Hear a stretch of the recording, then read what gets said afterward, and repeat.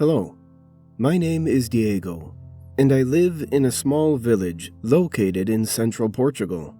Things are quiet here. I go to school, I have many friends, and even have a girlfriend. It's all going great, and this despite my handicap. At least, that's the way I think about it. Indeed, you see, I can foretell when a person is going to die. All I need is a look at his face, either on TV, a photograph, or when I'm in front of someone. The difference being that I can see them without a face. I can see their heads with their ears and hair, but there's no mouth, no nose, no eyes or eyebrows. It all started when I was a kid. Back at home, there was this picture of the family on the fireplace. Grandmother, grandfather, my parents, my big sister, and I. At some point, I couldn't help but notice grandmother's face had all but vanished from the picture. Of course, this remained unnoticed by the whole family, and everyone just kept asking me to be quiet and cause no trouble. But some days later, grandmother passed away following a heart attack. I didn't immediately see the connection, nor did my parents. It's not like she was in her prime, you know. Then it was grandfather's turn. His face had vanished from the picture here again. Once again, I tried to tell my parents, but that only led to more fighting.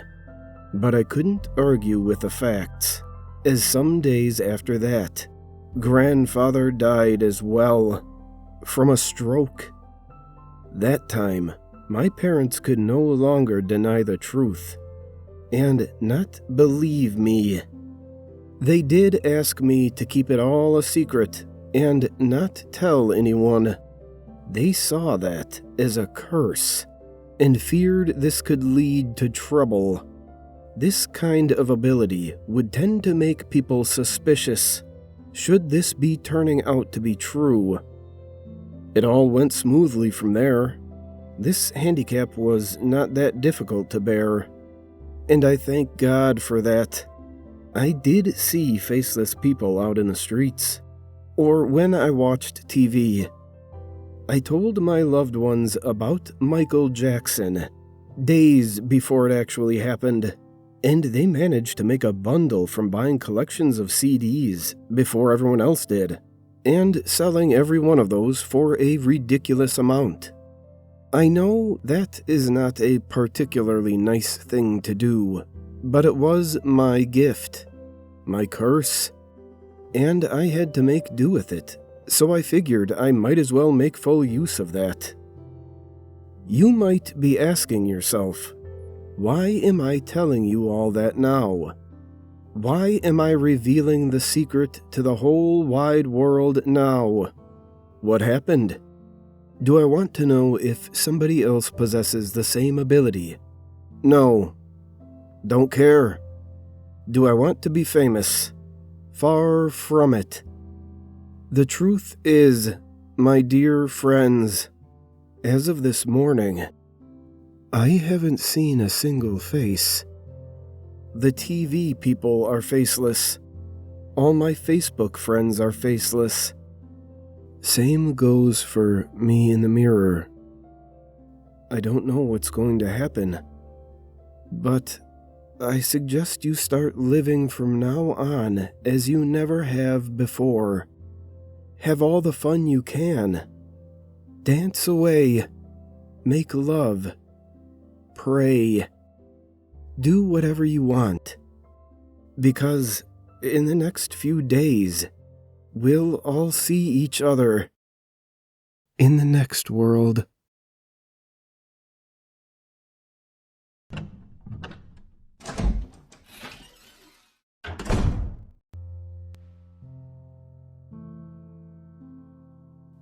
There was definitely something wrong with the tree, thought Casper. He was not a farmer or an arborist. It wasn't that he was worried the tree was not healthy or anything like that, as he did not know enough about trees to know the difference. What concerned him is that there was something about the tree that did not seem right. Was it too symmetrical, or not symmetrical enough? Was the green of the leaves quite the right shade, or not? Casper couldn't tell. But there was something that was different enough between this particular tree and the other trees around it that he took notice. And he told his wife so as he sipped coffee one morning, looking out the window at it. "Does that tree look right to you?" he asked. His wife looked at Casper first, then out the window. "Which one?"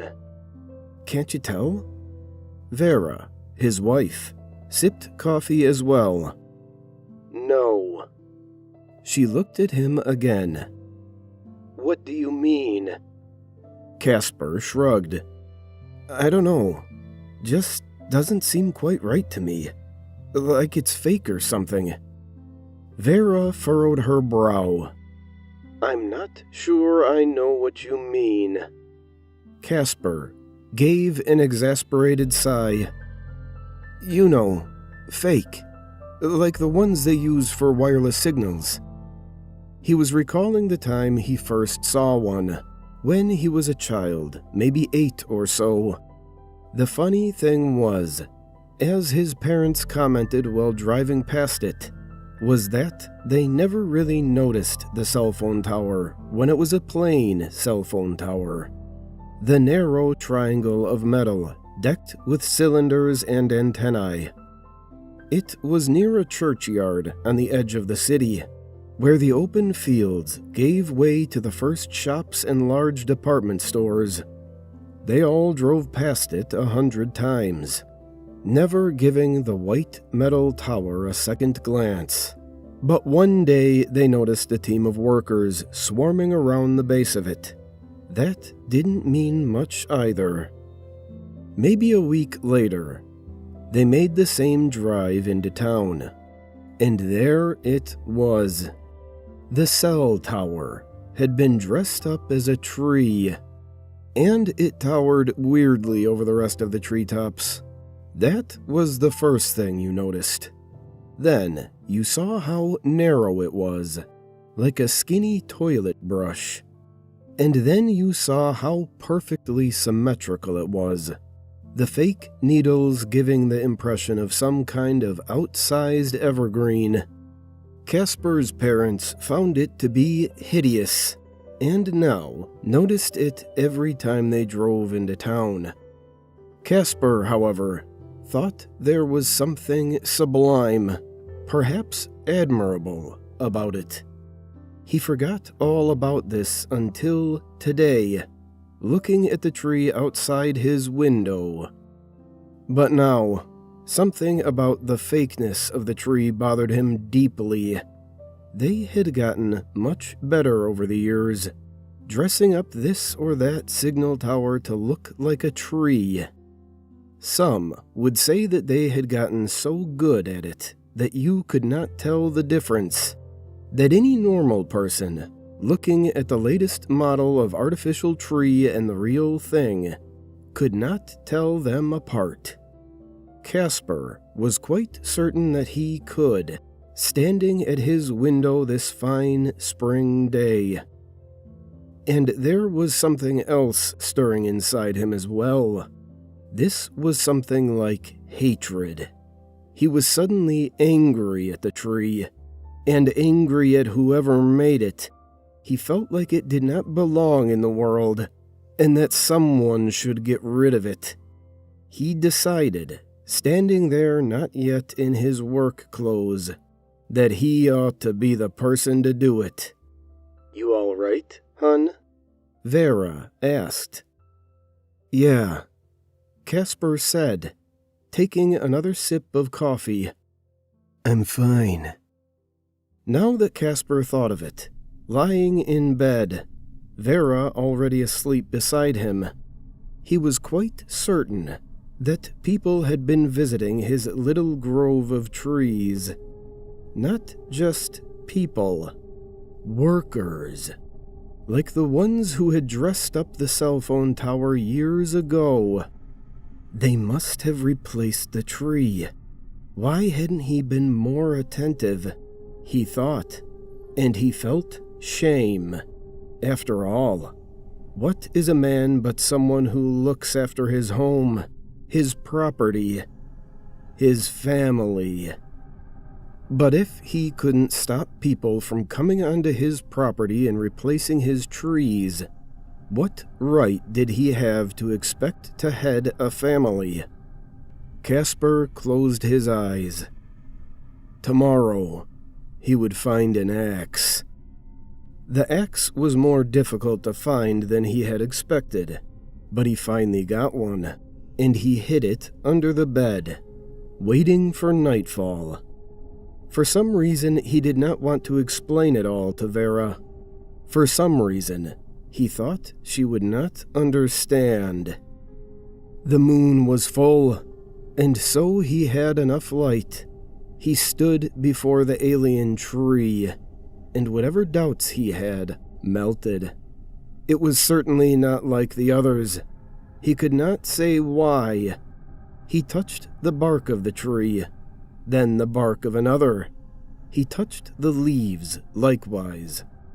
How did he know the difference? Was it that the fake seemed somehow to droop at night? Or not? Yet somehow he knew. He raised the axe and began to chop. First tentatively, because it seemed like an unnatural movement, and his blows would not quite bite. But after the first random notches, he landed a few in the same spot and began to make progress. With each stroke, he gained more confidence, until he began to hew away, fragments flying. He was more than halfway through when he saw the lights coming out of the corner of his eye, first in the sky, then on the ground. Closer and closer, and he redoubled his efforts, pushing himself through exhaustion. He knew for certain he was doing something important. People were coming. He found himself laughing, and with a crack, the tree fell over. There was two of them, dressed in black and bearing badges. They found him leaning on the handle of the axe, heaving and laughing, sticky with sap. "Geez," the first guard said. "Man, we are totally gonna get fired for this." The other said. "Why do they always put nut jobs next to them?" said the first guard. The second guard shook his head. "I don't think they try. I think it just gets to them, over time. I really think they should have kept them in museums or something." "They tried that. Drew too much attention. People went bonkers, kept coming after them. They thought if they just hid them in plain sight, didn't tell anybody." Casper's laughs quieted, and he looked at them. "I'm sorry. Tell whoever it is that they can't replace my trees. I knew it was wrong. I knew it was fake." "Buddy," the first guard tried to say. "It won't do any good," the second interrupted. "They're too far gone by this point. I've heard that." "Look, there's not any left, so we're definitely out of a job. So why not?" said the first, a little angry. "Hey, buddy, you just cost us our jobs. You're an idiot. You just cut down the last real tree." Casper looked at him. "No, you don't understand. I cut down the fake." The guard grabbed the axe from Casper. Nuts to this. I'm already fired. He swung the axe at the tree next to the sap-bleeding stump. Bark flew away until a dry sheath of fiber-optic cable spilled out. He moved to the next tree, and the next. All cable and wires